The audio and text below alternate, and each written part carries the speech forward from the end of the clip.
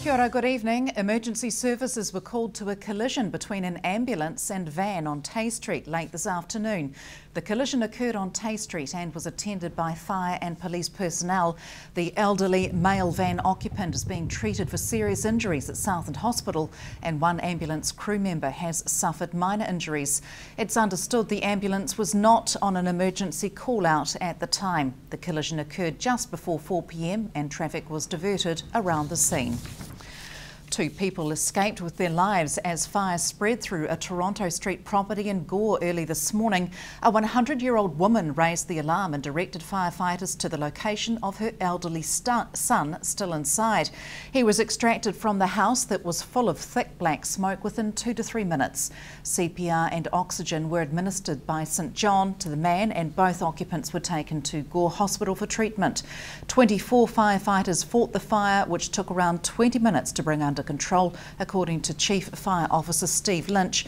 The fire caused major damage to the property, which had working smoke alarms. A fire safety investigator is working with police at the scene to determine the cause of the blaze.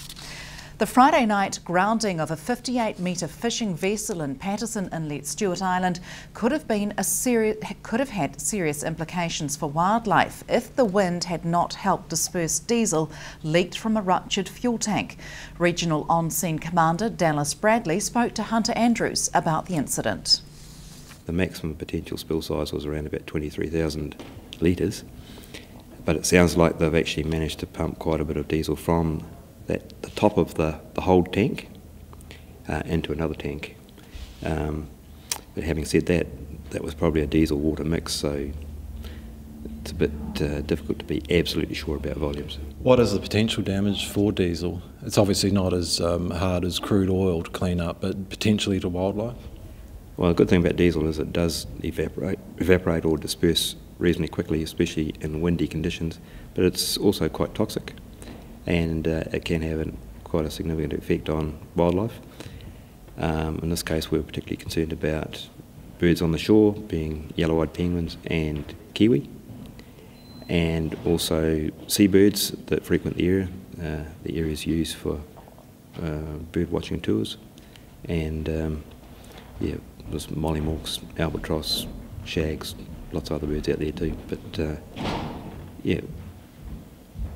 it's an area that was frequently used by birds, and as such there's potential for impacts. What happens when you're informed of an incident like this? What are the mechanisms, step by step? Take us through step by step what actually happens once you're informed. Well, the first thing really is to make an assessment of what has actually happened.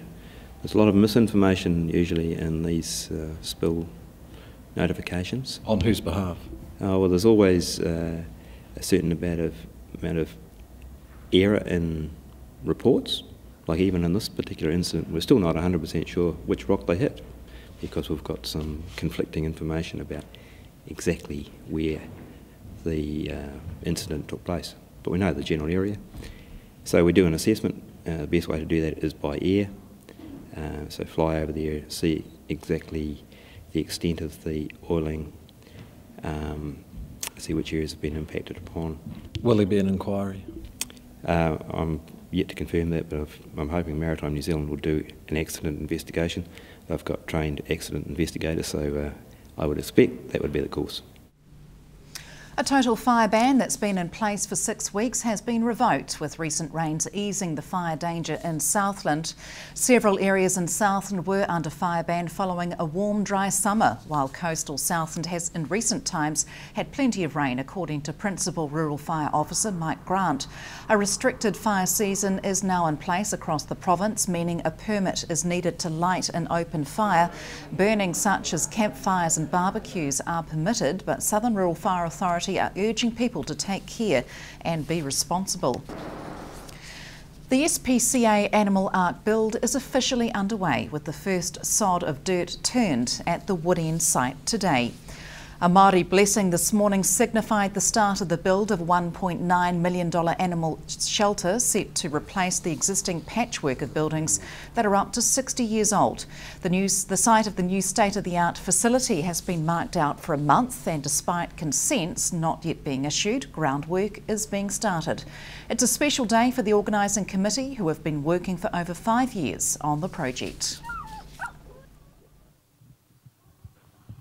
We've got most of our money. We were $48,000 short, and we decided to, in the end, we just had to start the build. We had to get the consents in, and we were threatened with increasing prices of the build, so we just had to go for it. So we decided to take the last $48,000 off the cost of the driveway, which is a bit of a shame because it gets a bit muddy out here, and we have a bit of mud through a new building. But look, we just got to get going.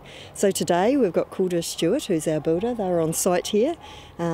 Perhaps in the background you can hear them, and we're going to start some of the excavation work today. So you haven't had to rehouse the animals during this build time? No, not at all. In fact, we're building on the highest part of the land that's just here, and it's quite separate from where the current buildings are, just to my right over here. So that means we have to remain operational while the build goes on, and then it will simply be a transfer of the animals to the new building, and all the current, nothing can be salvaged. It's it's third world buildings here, so nothing can stay. So the consents are not quite through yet, but that's not stopping you with the groundwork? No, so the consents are in. They went in at just the end of March there, and so they will take, well, we're not sure how long consents will take, so it's normal standard procedure. We've passed through the first phase of it, so it's just happening, but that means we can still prepare and do some groundwork while we're waiting for that. So you are still looking for funds? Oh, look, we are. We would like to do the driveway. That would be just the icing on the cake. But we're also just actually now looking at some of the parts of the interiors as well. Looking at the bedding, we've got extra cages, extra food bowls, and so that sort of thing as well. Just even hooks for the door. So there's still quite a bit of interior work that we're just going to quietly munch away at it all and get going on the next part. Stay with us. Still to come, passenger train travel returns to the south.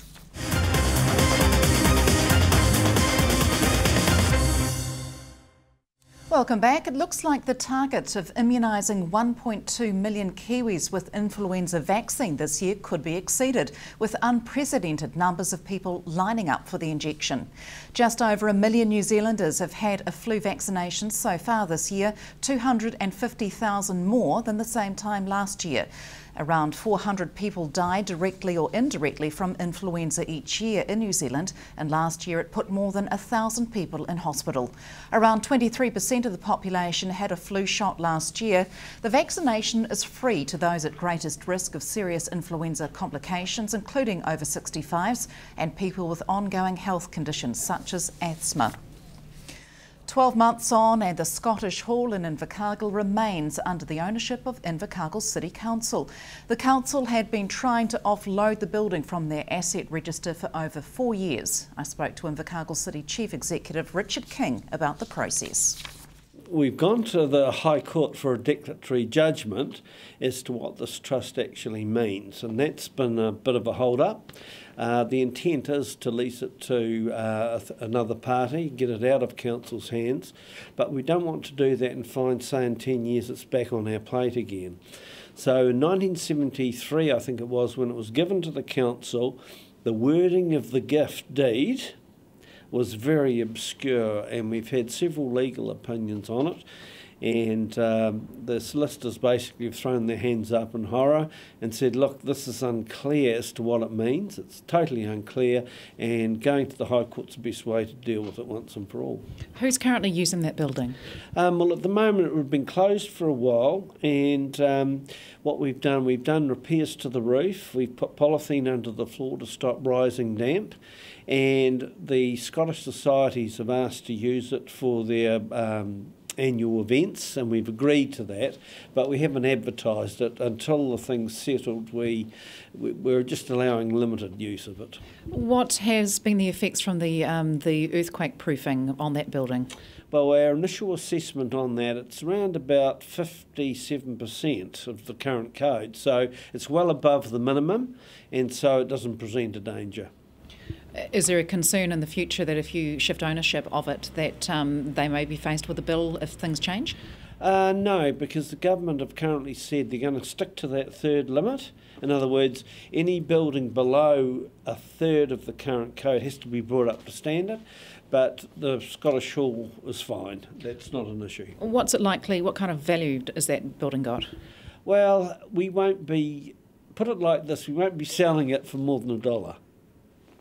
If we can gift it to another trust and they're responsible for its maintenance in the future and upkeep, it's a good deal. Morning traffic was slowed and road signs removed as a large storage tank began its slow journey from Invercargill to Southport this morning. The storage tank proved a large load for the carrier, measuring 9 metres in diameter and 9.2 metres high. Crown Sheet Metal Project Manager Nigel Lee says the project is one of the largest the company's undertaken that required transportation to its destination. Its construction took 6 weeks. The tank will be used to store nitric acid and has a 500,000 litre capacity. The first shipment of nitric acid is expected in July. A rare sight on Southern Railway tracks over the weekend as a special fundraising event saw passengers travel from Invercargill to Bluff return by train. It's estimated up to $10,000 was raised from the 2-day fundraising event that saw around 1,000 people make the journey.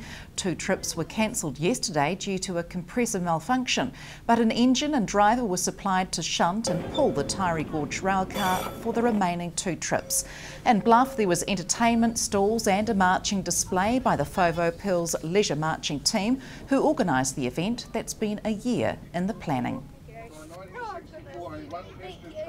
About 2 weeks ago we had $8,000 in sales, and then thanks to lots of Southland families we've now got enough to pay for the $16,000 train, so we're in fundraising money. We probably won't know exactly for about a month. It's been about 30 years since people in Invercargill or Southland can purchase a ticket to go on a train, and there has been some trains that have gone up to the rugby games, but to go down to Bluff it's about 30 years. The train comes from Dunedin, from Tyree Gorge Railways, and it's the Dunedin Silver Fern, and they've leased it since about September, and it does trips for the cruise ships around Dunedin. And that's it from the news team. Coming up in sport, former All Black captain Stu Wilson on the Super 15 competition from the news team. Good night.